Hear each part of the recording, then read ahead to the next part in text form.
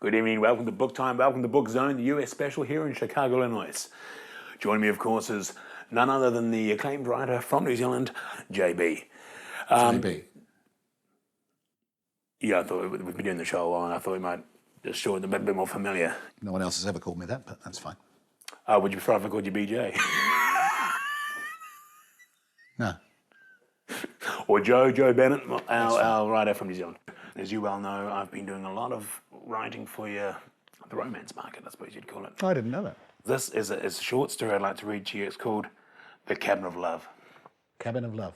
Imagine a wooden cabin in the woods. I think I've got the picture. Okay. A story of unbridled passion and pashing. Bear in mind that I often write from the perspective of a woman when I'm doing this to increase the sensitivity of the work, I suppose you'd say. Not easy to do. It was a hot August night in December. August. And the westerly storm battered the southern side of the log cabin. August and December. The westerly... Don't you feel that the editor's pencil might have come out at that point? Only a couple of words into it, Joe. August, December. Yeah, no, but I think what I'm writing there is it felt like August, but it's in December. A bit like the Neil Diamond album, Hot August Night. Doesn't mean you have to listen to it in August, Joe. It's the feel he's trying to create there, and that's what I'm trying to create here. Yeah, It's more of a okay, feel. carry on. Yeah, that's a good coherent argument. Yeah. Inside it was warm, and I lay snuggled by the artificial fire with John. I looked deep into John's ocean brown eyes. Ocean brown. His eyes, yeah, his eyes. They were ocean brown. They were brown as an ocean is brown. As I ran my fingers through my fur rug, he brushed my arm gently, sending shivers up my spine. I couldn't believe I was lying on that hamster fur rug with Joe, the man I waited so long to Joe, be I thought he was John. He looked fantastic in his cream polo neck sweater. John also had a powerful body. John's curly dark hair fell like a waterfall past his shoulders, where it undoubtedly met the torrent of hair cascading from every pore on his back. No. I think cascading back hair is... Well, there have been more romantic images, but anyway, let's move on. Okay.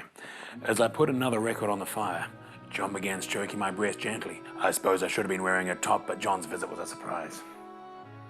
John's hot breath excited the sensual, sensitive skin on my neck, and my breathing became heavy. Every inch of my body felt as if it were being bathed in a bath of champagne. Bathed in a bath of? Bathed in a bath of champagne. Why not just bathed in champagne? Well, you could bathe in other things besides a bath of champagne. You could bathe in like one of those little showers. That's not quite a bath. No. Okay. The dancing bubbles excited parts of me I never knew existed. Okay. And my heart pounded like a jackhammer. John was perspiring and breathing very heavily, his body contorting like a novelty act from the Cirque du Soleil. And then fluid began discharging from his ears, and then it happened. Ah! John let out a blood-curdling scream and began to tremble and cry like a child in a fever. Like a man possessed, he ranted and raved. "Lieutenant, that ain't no Viet Cong! Abort mission! Abort! Abort! Abort! No! No! No!" Apparently, John was having a Vietnam flashback, and he was obviously in a lot of pain with it discharging the fluid in his ears. You know, it's obviously a physical thing going on there. I've heard more romantic stories. John later awoke and apologized. He explained how he had accidentally wiped out a whole civilian village with his helicopter gunship. Clearly, John hadn't made love since the war.